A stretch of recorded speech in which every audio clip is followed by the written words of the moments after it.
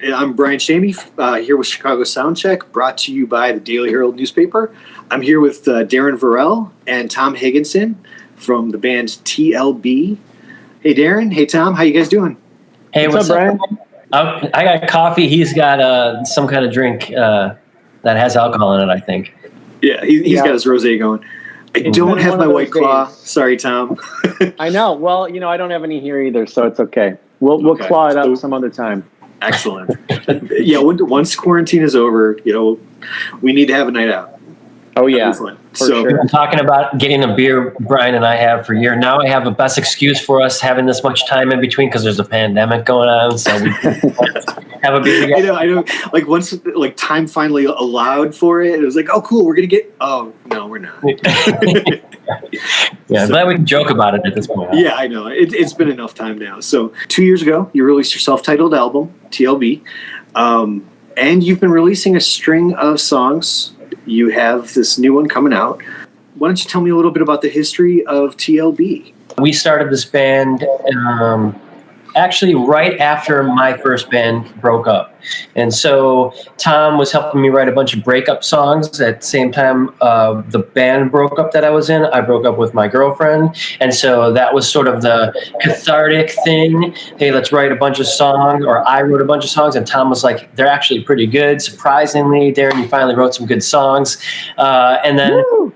Good job, Darren. Right. As he was trying for so long to help me write a good song in my old band, I finally did it on my own. And then he's like, now he wants to be a part of it, So then he decided that he'd like to drum a little bit. And so he became the drummer. I asked my brother to be the guitar player. And our friend Dave Tirio was the bass player. And so as we were going along, that was like 2013, middle of, and then 2014, we really started recording and started playing shows. And again, it was really slow moving until we started just kind of playing one-off shows with our friends' bands that were in San Francisco with the matches and different things. And it was really fun, really. At the end of the day, we weren't really looking to do anything super serious, but just have really a good time. Tom's in Plain White Tees, and everybody's got their own things to do, right? Tom actually has fans. Our band was just a fun project, right? But as it went by, it was too fun to deny. And I think the songs were too fun to deny. We just enjoy it so much that we finally put out our self-titled record in 2018. And Tom was like, we can't have 2 years or more than 2 years go by without making a second record. So here we are. And this one kind of slowly was going, but it also ties into what's kind of happening at the record label that we're on and that we're part of, to sort of have every band on the label have a record and have a single sort of almost every month until there's a record at the end of the year. And it all just kind of fits a nice formula. And here we are about to release this new record on Halloween of this year with today, as this is going live, our first single called Holiday.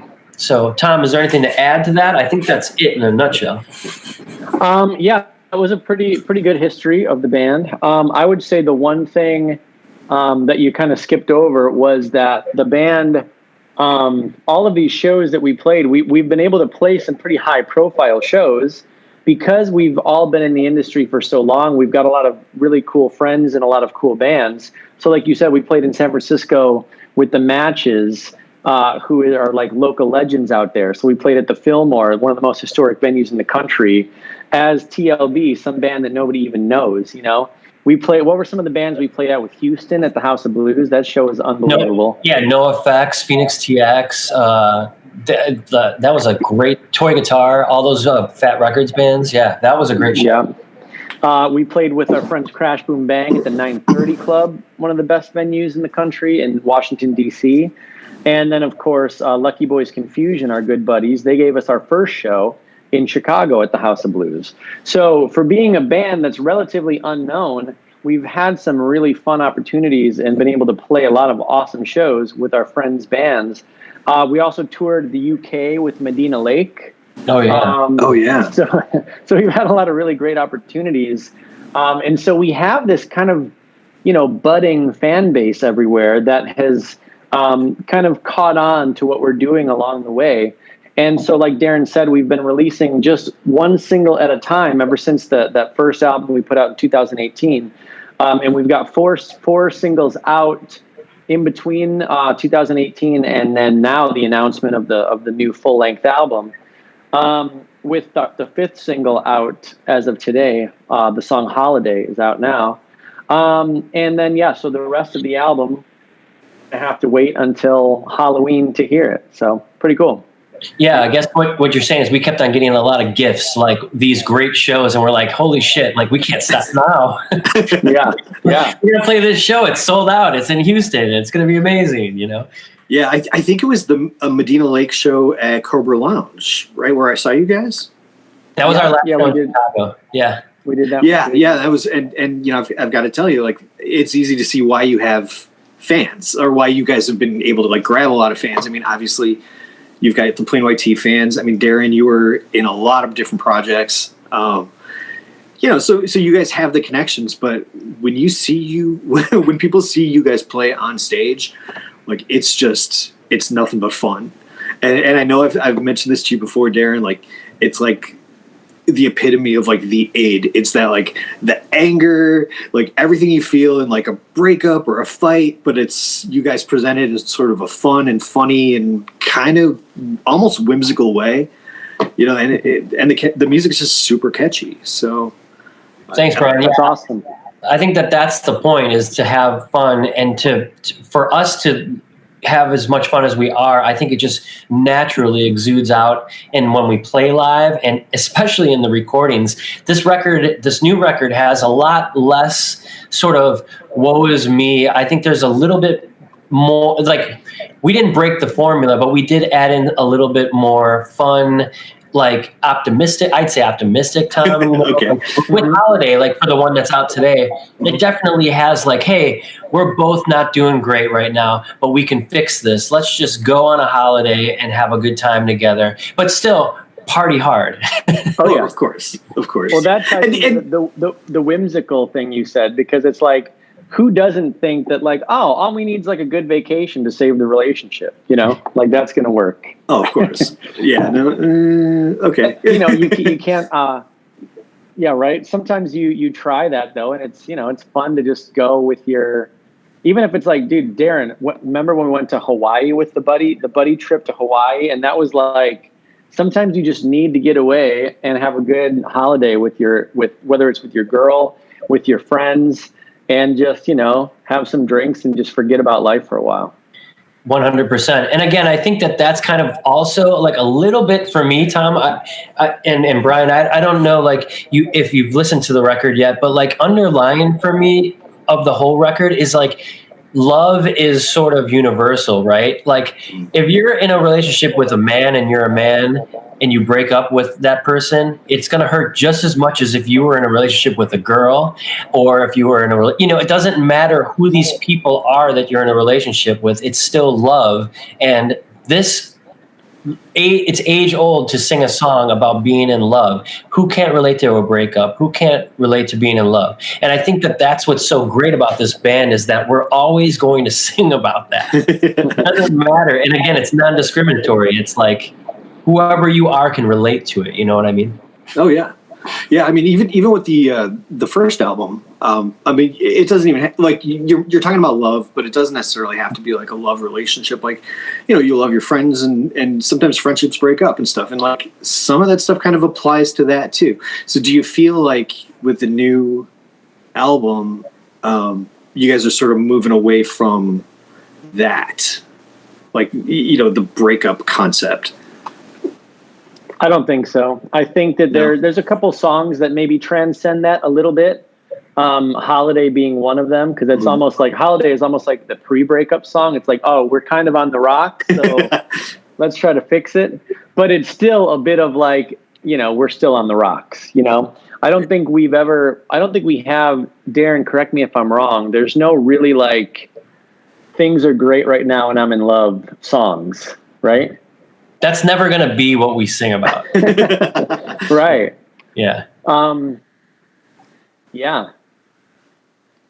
But again, I think that's the thing, is like, that's what I mean. This is how I'd explain it, Brian. Like, when you, from experience, if you're getting into a breakup and it's a person that you really, really cared about, and it kind of felt like you didn't want it to end, but there's nothing you can do about it, you go and you paint the walls of your room black, you put boards up on your window, you make sure you went to the grocery store or the liquor store and got as much booze as you could so that you didn't have to go out again, and you lock yourself in there and you feel sorry for yourself or whatever you do. You listen to sad music. Sad music. It's all, that was the first record. The second record was pulling a couple of those boards off the window and letting a little bit of light in. I guess that's maybe darker than it really is in both records, but it's kind of, I'm trying to give you like that we're trying to lighten it up just a little bit, but it's still got that breakup feel. Yeah, with the first record, I think the sting was fresh. You know, it was a fresh wound with that first album. Because, you know, it all started with Darren going through a really bad breakup. So we were writing all these breakup songs, and it was still a little bit, like I said, it was a little fresh. And I think now at this point, what Darren was saying kind of earlier in the history of the band is that, yeah, that first album came out of us just so naturally and just like it almost needed to be written to get through the shitty situation that he was in, and that, of course, we've all been through. But now that it's time for the second album, even though the wound wasn't fresh, it's still like, well, man, this band is so fun. And I feel like a lot of our fans, like we said, I feel like we're not to like hold music in some high regard, even though I think we all do in this conversation. But I do feel like music is very powerful for some people to help heal, to help get through tough times. And I've heard a lot of people like say TLB was like, dude, I went through a breakup and that's all I listened to, and it made me feel so much better, you know? So it's like, we love doing what we're doing. And I think we have just such a, we know exactly what we are as a band. We know what we sound like. We know what we sing about. You know, we know what we're going to go dress like on stage when we play shows, you know? So everything is just so right in line that it was kind of easy to say, okay, well, none of us have really gone through a breakup recently, you know, but we all remember what the last one felt like, or the first one, or whatever. So it was still easy to draw upon those, you know, those moments and be influenced and inspired by them just to create more breakup songs. But I guess to Darren's point is that the wound is not so fresh, so they're not quite as dark. You know, we're looking forward to a little bit of more of like, okay, well, that sucked, but now let's roll up our sleeves and get back into it. And, you know, in the meantime, we're going to drink a lot of beer with our friends, and we're going to make the most of this. Yeah. And probably have those moments where we slip and text like the old flame. Oh, you know, of course. Knowing who we are, I think, is important to say, because we were always going to make a record that was going to be pretty close to the first one. Because one time it mentioned to me, you know, you make a great record, you know, you're a good band. You make the second record the same as the first, and you repeat that, you're legendary, or something like that. And I thought, yeah, that's true. Like, let's go in and always know what we want to do, and it's make this awesome kick-ass party music about going through a breakup. You know? Oh yeah, definitely. Well, so for people who haven't heard the first album, the way you're talking about it, like, I just want to make sure that they understand it's not like weepy and morose music. Like, it's more that point where like the breakup just happened and you want to go and throw yourself into a mosh pit and just have fun and just say, you know what, forget you, I'm out, I'm done. Like, it's fun and but it's like the range of emotion. Enthusiastic. Yeah, it's like the range of emotion, right? It's like going out to a bar and getting hammered with your friends, pretending like it doesn't matter, even though deep down the more drunk you get, you're like, God damn it, I'm gonna cry here soon, you know. And it's like, you know, boarding up your windows and staying inside and not talking to your friends, and they're like, God damn, what the fuck happened to him? Is he okay? Is like, should we call somebody? You know, it's all of that stuff, and that's what's always going to come through. Just like that band Masked Intruder, they always sing about, you know, being this band, these guys who rob people all the time, and like they've got 3 records out about it, and each record is always good. And I remember talking to the lead singer about this very same thing, and I was like, how are you going to make another record about robbing stuff, but being in love with the girl you robbed or whatever. He's like, man, I don't know. And that's kind of, I don't know, but I need to make another record just like the last one. And I think that's what we're doing. Yeah. And Brian, I will add to your point in just, if people are still not sure what TLB sounds like with that first album, it's like basically Ramones, Green Day style punk rock. So it's very upbeat and very fun. But I'll throw a couple of the song titles out for people that don't know. I've been doing Fun Shit Without You. That's something that kept running through my head. How Am I Supposed to Hate You When I Love You? Totally Fucked for You. We Are Getting Back Together in 2000 Never. I Missed the Shit Out of You. Come Get Your Shit. So it's all. But the story, it's almost like the world right now, right? It's almost like every time I read a headline, it's like, okay, I think I understand what this means because I read the headline. And you need to read the article to really understand the full scope of everything. And I think that's the thing that we bring to the table too, is even though we may release things as things happen in the world, it's more of a singles-based world, it's still all about the album for our band. It's like you need to listen to the songs and you need to hear the story to really understand what the band is. And it's really easy to judge a book by its cover when you don't read it. Right. For sure. Yeah, the album, I love how, even songs, Darren, like when we put the album together, this new album, even though we had 4 songs already released out there, and they kind of seemed a little bit like, oh, this song, how are these going to all go together with some of these new songs? But, once we recorded the whole thing and just listened to it all together and figured out the right sequence of songs and everything, it was like flawless. It felt like we knew what we were doing the whole time. So, and I mean, it's kind of funny because to have this platform, Brian, thanks again for doing this, because it's fun to talk about this and be able to say, like, I don't want to think about it. I just want to drink about it. The stories that we have of the song titles are like come from us. I mean, they're like real stuff. Like Tom was going through some crazy shit when we were going to a Bears game one time, and we were getting into the parking garage.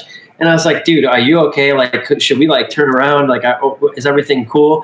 I'm like, do you want to talk about something? He's like, dude, I don't want to think about it. I just want to drink about it. And we both look at each other and we're like, that's a song, Yeah, it's a song title, yeah. Yeah. A lot of the TLB songs, especially on this new Brian, were actually written kind of like that. Like we'd come up with a crazy title like that. And it would be like, oh my God, that sounds like it'd be the coolest song. And then we would write a song around it. So it's funny, like I said, knowing what the band is supposed to be, knowing that we're like punk rock breakup songs, it's kind of fun because that part of it, it's like it's taken care of already. Okay, we need three chords, 4 chords tops. And we need like a catchy anthemic chorus that people are going to want to sing along to. Mm-hmm. And the rest is just all kind of, fill in the blanks with just some fun, melodies and just some words about drinking and breakups, basically. Oh yeah. So it's like getting those titles is kind of like the gold, finding the treasure of TLB. Like that moment Darren's talking about, I remember that, specifically, we were pulling into the parking garage, I think, Darren. And it was like, man, I just got off the phone with my ex and it was like she was giving me shit about something and it was just so annoying. And I said, I don't want to think about it. I just want to drink about it.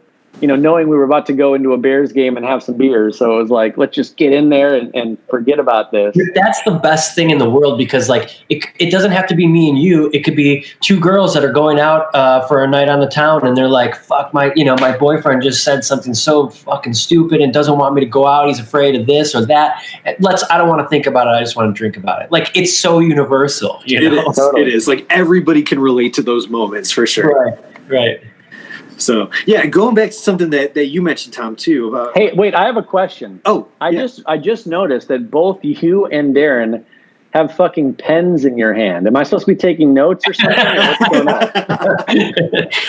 Yeah, I don't know why. Maybe this is, like this is like my natural. Like I always have a pencil. it makes sense. It makes sense for Brian. And I think there's just something wrong with me. I don't know. Yeah. He saw I had one, so he felt left out. Thanks, Tom. I'll be self-conscious about that for the rest of the video. So yeah, what was I going to ask? Oh yeah, so you had talked. You mentioned like talking to fans and finding out about how your songs have influenced them, have touched them, like kind of helped them get through some things. Now I'm not a musician myself, but like to me, what makes music really important is the fact that like I can sort of like, it helps me get in touch with my own experiences. It helps me get in touch with like what's going on inside like my head and things I've been feeling and things I've been through, just through somebody else's words.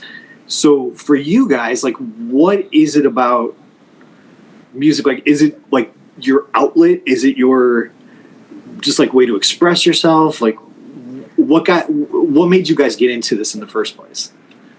I'll start this one. I just, through the years of, I feel like ever since junior high, I've had like a strong connection with music. That's kind of when I started writing like cheesy rap songs in like 8th grade. Wait, what?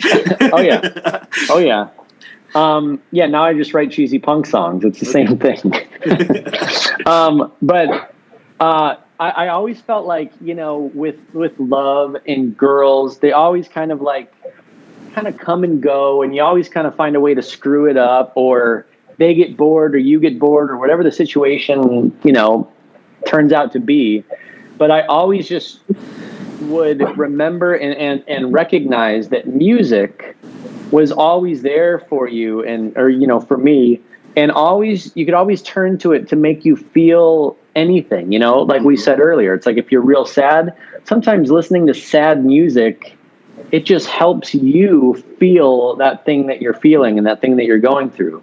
Obviously, if you're going out or trying to have a good time, you can put on some fun music and that elevates your fun. It kind of matches and accentuates whatever mood you're in or whatever mood you're going for. But in my case, I just always remember having that feeling and literally that thought that like, no matter what happens with love or with girls or anything like that, like music was just always there. And so it's very easy to just, to turn to it whenever you need it.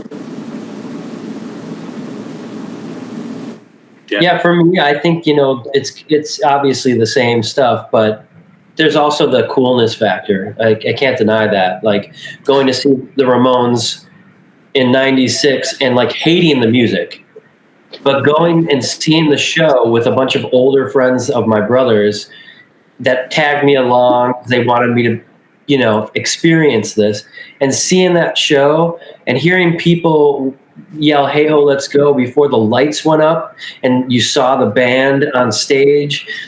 That was an experience I'll never forget. And before that, I was already interested because fucking Nirvana was the coolest thing in the world. And then what happened to the lead singer? He becomes a legend, with unfortunate circumstances, but that's all part of it. It was all part of this mystique. Like, he had so much to say. He was like this poet, and he was like our generation's poet, but he's not here anymore. But his music lived on. And so all of that, for some reason, I'm a sucker for that kind of poetry, that kind of like the guy who drinks himself to death. I'm a sucker for that shit. Like the troubled soul, right? Like, I can't help but like watch John Cassavetes movies right now, like all that kind of stuff. The more troubled, the more interesting to me. And I kind of love that about music and musicians. And there's always some kind of story behind that. I don't necessarily think that Tom and I are that way. Don't get me wrong, but there's some kind of coolness in all of that I just wanted to be a part of. And then I still don't think I'm the greatest musician in the world, but I know I love it, and I know that comes out when I do it. So I always think that the authenticity sometimes outweighs the talent in a lot of respects. Definitely. You know what I mean? Yeah. I'll back that one up. Sometimes I think because I don't know like music theory or anything, and sometimes I think it's my lack of knowing some of that stuff that helps me write songs better almost, because I don't know what's right or what's wrong, or I don't know all the tricks. So I just kind of stumble upon things, and it's almost like the ignorance kind of comes through in a more relatable way that makes it almost easier for people to connect to it or something. I don't know. Yeah, and there's no doubt that like the kind of music we're playing in TLB is, something that was manageable for anybody. 3 chords, super fast punk rock. There's a reason tons of bands started after seeing the Ramones or hearing the Ramones for the first time, because it was attainable. It's something they could do. And of course you wanted to do it because it's fucking cool guys. It looks super out of place, but get all the girls wearing leather jackets. What kid growing up doesn't want that? Yeah, Totally. I even wanted that. I didn't end up going into music, but I have a healthy respect for musicians. What do you mean? What do you mean you didn't go into music? Look at what you're doing. You know what I mean. Like, I'm not on stage myself. Like, I was a choir kid, but like that's the extent of it. One would say you have more success than most musicians. Yeah. So we were talking about Holiday earlier. Today you guys released the video too and the single. I wanted to ask you about the video. You weren't actually in the video. Now, is that a product of the quarantines and the pandemic, the lockdowns? We have a lot of great ideas, Brian, for an actual video. Mm-hmm. Will we ever shoot it or get to because of the quarantine and everything? I'm not sure. But but we wanted to release something along with the single and with the announcement of the new album. We wanted to just have something that people can watch and, kind of get a vibe for the new single. So Darren put that together, and I thought it just came out super cool. So we're like, yeah, let's put it out and let's try to figure out making a real video. But until then, at least we got something. Oh, yeah. Well, I mean, it's a fun video, and it's a really fun song. So I think people are going to enjoy it. I think that's what I tried to do with that. Like, look, I hate the fact that you have to have so much content these days and all this shit. Like, I wish it was kind of like, okay, cool, you can get the record and immerse yourself with it with putting your phone away. Like, that to me is so important with any kind of art, is to really like listen. But I know it's not that kind of world, and listen, not everybody's me, So I think it is still fun to put that stuff together, because what I wanted to do with it is, while we can't go out there and shoot these fun ideas, that Tom's right, there are a lot of great ones that I think we probably would have done already had it not been a pandemic. But the idea with the video was at least to be able to put people in the driver's seat with the visuals in it, to at least be able to sort of take them away on a journey in their minds of where they can go to release, to feel release, and to conjure up maybe memories that they would have or have had of good times with a girlfriend in a hotel by the beach, on the beach with the sunset, and all of these memories that you have of good times, even though the world kind of sucks. We didn't plan it this way for the song Holiday to come out during the pandemic, but I think it's really timely. So. Oh yeah, no, it absolutely is, and it is. It's a good escape, because like you said, it's just packed with visuals of people having a good time, and like you said, beaches and drinks and hotels and pictures of you guys. So you're front and center. Yeah, right. Yeah, I think it's fun. Again, the band's fun. Try to make it fun and let people understand that, hey, yeah, shit is always fucking scary and fucked up in the world, but like, it's only if you let yourself go there and stay there. So, we've just been talking about Holiday, talking about the single, talking about the new video. So this is all packaged together with, is it You Killed Me, The Good Times, B minor, All Flatline? And I don't want to think about it. And of course, I don't want to think about it. I just want to drink about it. I just want to drink about it. You can't forget about that one. Yeah. So those are all going to be part of this new full-length album you guys are going to be releasing in October. Why don't you guys tell us a little bit about that? I mean, the name of it. We could start with the name of it. Yes. Okay, let's go with that. Yeah. So Darren, when we were shooting, Brian, I don't know if you saw, when we released I Don't Want to Think About It, I Just Want to Drink About It. Darren had a couple different photos to choose from for the single cover, and I was kind of like, dude, these are all so badass, we should make like little art prints. And so we actually made prints of the single cover and a few of the alternate single covers. And we ended up selling like, I don't even remember how many, like 70 of these things on our website, TLB or TLBkicksass.com. And so like the image was just so cool that people wanted, and of course the title, like we talked about, is like the perfect quarantine anthem right now. I don't want to think about it. I just want to drink about it. Yeah. But, people liked it enough that they wanted to, hang it up on their walls. We thought that was so cool. But the original photo that Darren took for the I don't want to think about it, I just want to drink about it single cover, he sent it to me, and I'm like, dude, this is like too beautiful for like to just use for the single. This should be like an album cover. And so that ended up being what we used for the cover of the album, Blood and Sand. And the only reason we called the album Blood and Sand was because there's a little matchbook in the photo, and it says Blood and Sand in the matchbook. And as we continue to write the album, and songs like You Killed Me, songs like Holiday, talking about beaches, things like that, it just, the more and more the blood and sand theme kind of crept into the album, into the lyrics and stuff like that, and the theme of the whole album. So it Plus just ended up working perfectly. Oh, yeah. Plus that. Yeah. Right, I'm sorry, what did you say? Oh, sorry. Yeah, I just wanted to make sure we got that across too, because that's the trifecta, right? Like the Blood and Sand is like the signature drink at this restaurant that I've gone to a few times. I'm sure Tom has too, called the Dresden in Los Angeles. So like the fact that it's a drink, the fact that it has to do with sand and beaches and stuff like that, and also blood, which is kind of like, getting your hands dirty a bit. It just seemed to be the perfect title. Oh, yeah. But yeah, so there's 10 songs just like the first. And as we mentioned before, why mix up the formula if it worked the first time? So you're getting a lot of the same stuff from us in this, but with a little bit more lightness, a little bit more party, a little bit more hope, just a pinch more hope than the last record. Not too much. You don't want to screw it up too much.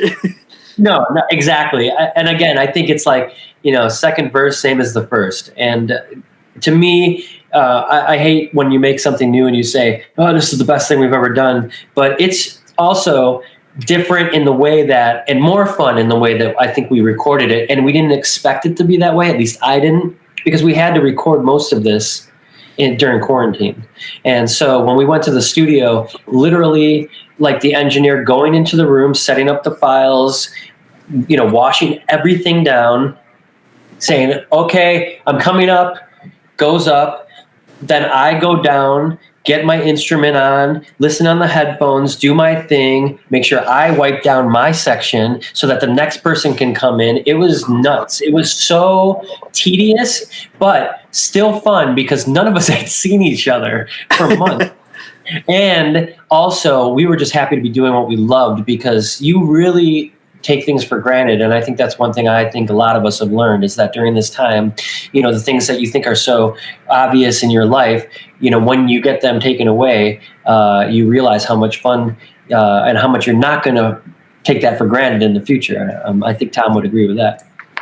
Yeah, I was going to add one of my favorite things. The thing that I will remember most about making this album is not necessarily, like you said, obviously, of course, the studio time was crazy and very unique and very tedious, but still awesome, and very rewarding. But the time I'll remember most is us just sitting outside and just talking, because like you said, we hadn't seen each other for months at that point. I hadn't really interacted with barely anybody for months, and I know you were the same.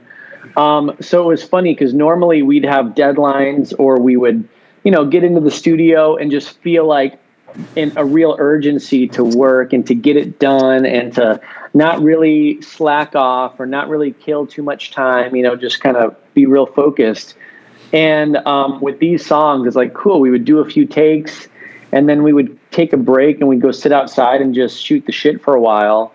And that, to me, I think taking that time was something, just because we normally wouldn't have done it, But that was like the best part of recording, just being able to hang out with people again and just kind of share those fun moments like we would have when we were in high school, just sit around and talk and, just kind of reconnect, reminisce about some stuff, talk about what's been going on. That to me was the best part. So there's an extra layer of like exuberance there with these new recordings too. Because one of the things that struck me about your first album and your live performances is like you can tell that you guys are having fun. So when you were recording this, if you guys had that extra like level of excitement because you hadn't seen anybody in, like you said, a month or two, and you were kind of reconnecting, like that's going to come through in this, I'm sure. And I think it does for sure. Yeah, the songs definitely feel like they have a lot of life in them for sure. Tom, I think it would be remiss of us at this point not to talk a little bit about Eric because he's not here to speak first. Sure. I was going to ask about him, but yeah. It's funny that we're excluding him, not on purpose, but, too many cooks in the kitchen probably for this kind of thing. But Tom and I have been joking about it, and it's like, this is like his record. It's like Eric's record to win because, like, the magic, and Tom and I talk about it all the time, and I don't even think Eric, like, I think he thinks we're joking when we say this, but it's really true. Like, the magic behind TLB a lot of times is like the fuck ups. Like, is that out of tune? Is that supposed to be there? Like, those chords don't sound right together. And has he ever heard this song that he's recording? Exactly. It's kind of like he comes there and I feel like he's like, okay, guys, like, you're going to get what I'm going to give you. And so hurry up and record it because as soon as it's over, you either captured it or I'm going to play something completely different on the next tape. But it's the magic of this band.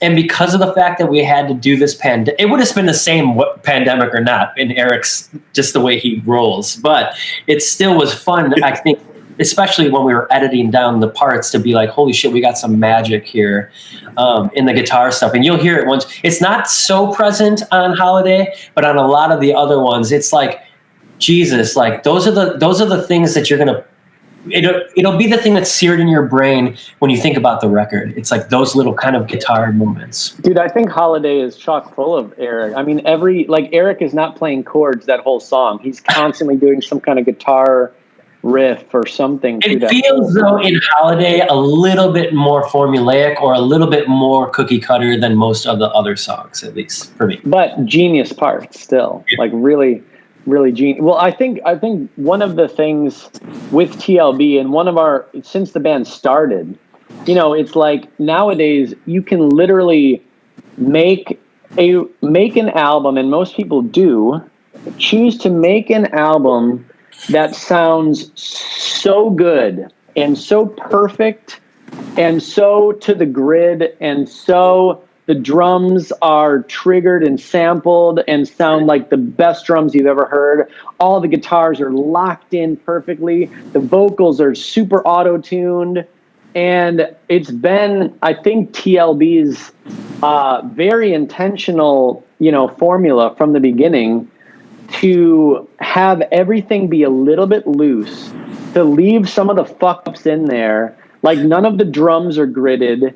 None of the, like Darren said, like Eric, sometimes we feel like he doesn't even know the song because he's playing the weirdest shit. But it's like most of that stuff, it stays in there. It makes it to the fucking master because it's like, damn, like nobody would do that shit. And it just sounds so interesting. And I think that's what gives the band a lot of its personality.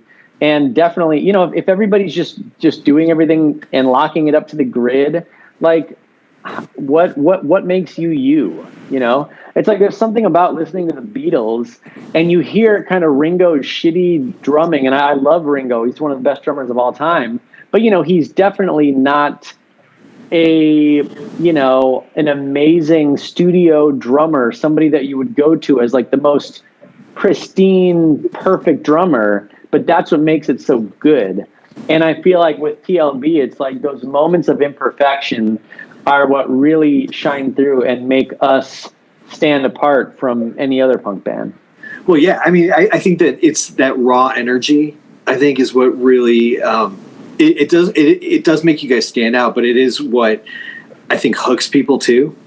That's where the soul is. I find, because I mean, I listen to a lot of music, a lot of stuff from the local scene, and some stuff is, like you said, it's locked to the grid. It's very perfect, and it's beautiful, but it's not. It can't hook you the same way that's something that just feels like real and raw and organic. Will it'll just kind of reach in and like kind of grab you by the heart and hold on. Yeah, I think Totally. that's really well said. Yeah, I mean the record is so great. Tom and I have been knowing each other now since he had a basement, and I came over to as a friend from high school. And they were like, "Can you sing?" And I don't know. Music. I don't know if I still don't know. But the main issue with that is that, like, we, from that moment on, no matter what, we've been friends, and music has been a gigantic part of that since then. And to make Blood and Sand now in 2020 during a pandemic, shit we never thought we'd see, is the best shit in the world.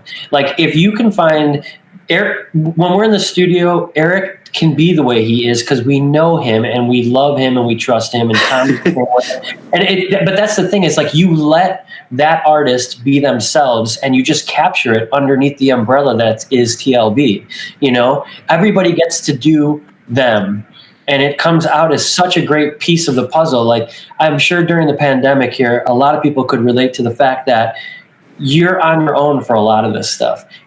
Sure, can you write a song by yourself? Sure, can you record it on your computer by yourself? Yeah. Is it as much fun with yourself as it is with all your friends? Not even close. And so hopefully that is, at the end of the day, what people hear is that it's like three best friends since they were in high school, playing music together. Well, it's because the spirit of it, like where it was born, like is just so real, and it's so universal. Like, so it's just gonna live on, in whatever form. So you guys have been playing together or have been friends and playing together since high school. You and Eric, Darren, like, you guys have played together before, right? Because you were talking about, like, you trust him as an artist and everything. Like, you guys obviously have that. Well, I didn't always trust him as an artist. Eric is my brother, and for real. And he and I were in a band right after Tom and I's first band that he was a lead singer of.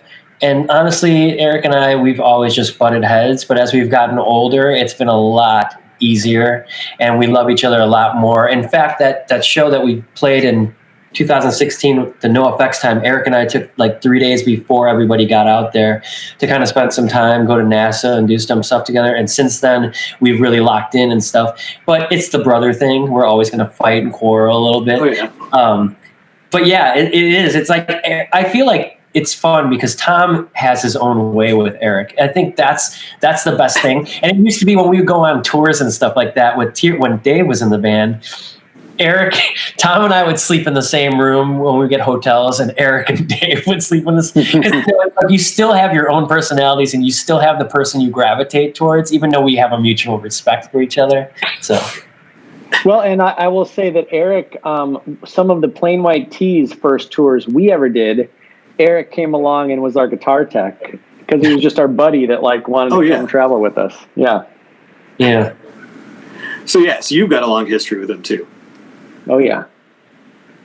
Yeah, but even I'll say one last thing, and maybe this is good to sum it up. And I want to make sure that we talk about this for a second, Brian, because it's important to what we're doing. And I think the success of what we've done just now to get the record off the ground is that Tom started a record label in 2017 called Humans Were Here. And I think that's helped push along the idea of keep doing this band. It's always was going to happen. It was just sort of like, how do we continue to do this? And I think under the label moniker, where we can all be involved, Tom and I work together. He's the leader of it all and does it all. But we'll do some stuff with the art and other bands and things like that. And Tom can talk about this better than I can.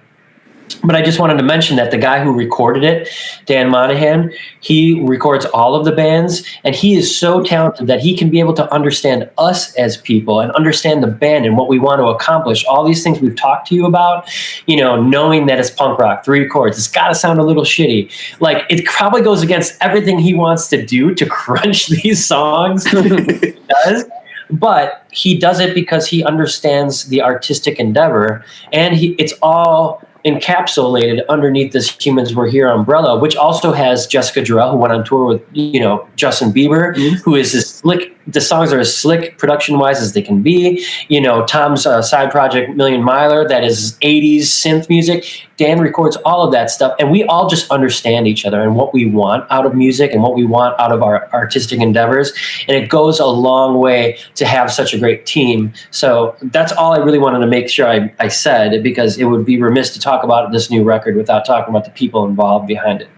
Right, but so what you're bringing up there, though, is like that spirit of collaboration and like it's building that sense of community. And I think that is something that I really admire about your band, about all your separate bands, and about, because you also play in Show Off.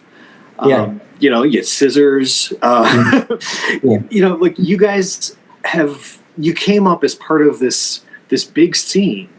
And I keep finding, like, more as I dive deeper into it, like there's this big scene that like all kind of came out of the same, like the Lombard Villa Park, like kind of Eastern DuPage area. You guys all love working together, and you play together, you do shows together, you support each other, you go to each other's shows. And I think that sense of community is like, it's one of the things that has been missing from the Chicago music scene for a while. But I feel like over the last like 4 or 5 years, I mean, since I started paying attention to it a whole lot more again, it's been coming back. And I love that you guys are such a big part of it. Like, you guys are such a driving force behind that. Yeah, I think Tom would agree. I mean, Tom and I were just talking about that. Like, even Dave Tirio's got his fun thing that he's doing, Headache Machine, and we love supporting that. Steve Mass, who used to be in the Plain White Tees, is doing a band called Prize Fighter. He used to also be in the Scissors with me. It's like we just all love music. And was he really? Yeah. I'm sorry, I just got into Prize Fighter like a month or 2 ago. Oh, no, yeah, it's all awesome. He's got a long history with all of us. And again, like, all we want is happy, everything to be good for him and anybody who's playing music, because we know how much the passion that you have for it. We have the same passion. We just want to support our friends, Oh yeah, absolutely. Well, it's almost like you guys have like created like this one big kind of dysfunctional but happy family. For sure. It's a little bit of good sibling rivalry, right? It's like, a little bit, you always want to be the band that can play better than the band that played before you. There's no doubt about that. But it's always in good fun, and it's always that healthy competition, I think. Yeah. I think one of the things that's awesome about TLB, like you guys touched on at the very beginning of this, is, you had your connections on the scene, you had your connections in the music industry and everything, and you use that to sort of light the fuse. But I think that the fun and the energy and the talent of TLB itself is what keeps the fans kind of coming back. So yeah, I think they're going to look forward, or I think they should look forward to this new music. I think they're going to like it. Thanks, yeah. Well, I would say that if they liked the first album, or if they've liked anything that we've put out before, they're going to love the new album, because we're not really changing it up. We are what we are, and we're just going for it. Yeah. So one more time, Holiday, it's out today. You can watch the video. You can check out the single on most streaming platforms. Oh, yeah. Yeah, it's up Spotify, Apple Music, YouTube, Amazon, should be up everywhere today, yeah. Okay. And people should watch for the new album coming out October 31st. And they can pre-order today. They can pre-order the vinyl. We're also putting out our first album on vinyl. They can order that as well, right, Tom? And then we're going to do shot glasses as part of the merch. We're also doing matchbooks, because who doesn't love a good matchbook? And that's Blood and Sands matchbooks. Yeah, exactly. And that's actually going to be, I'm sure there's going to be a link somewhere within that people can do it. But all of that stuff, we want to make sure people can know that they can pre-order the new record on vinyl and look forward to it on digital on Halloween. But I guess it's going to be on the Humans Were Here website, which is the label, right, Tom? So it's humanswerehere.com, where they can pre-order. humanswerehere.com. Yep. But I'm sure we'll have all the links on this thing, so it'll be good. Yeah, and check out everything else about TLB at tlbkicksass.com. Yeah, and I'm sorry. Are you hearing all these sirens while I did hear that. Yeah. That's okay. Maybe we can do that one more time because Jesus Christ, it's like it's like a couple minutes ago. My neighbor was vacuuming, so I was, that wasn't interfering too much. But and find out everything else about TLB at tlbkicksass.com. Yeah. Thanks for chatting, guys. We appreciate it. Yeah, this is great, thanks, guys. It was a lot of fun. Always, man. Always. Cheers, man. See ya. All right. Hey, good to see people, by the way. We're here, that's for sure. Yeah, no kidding. All right. All right, guys. Bye. Thanks. See you, Brian. See ya.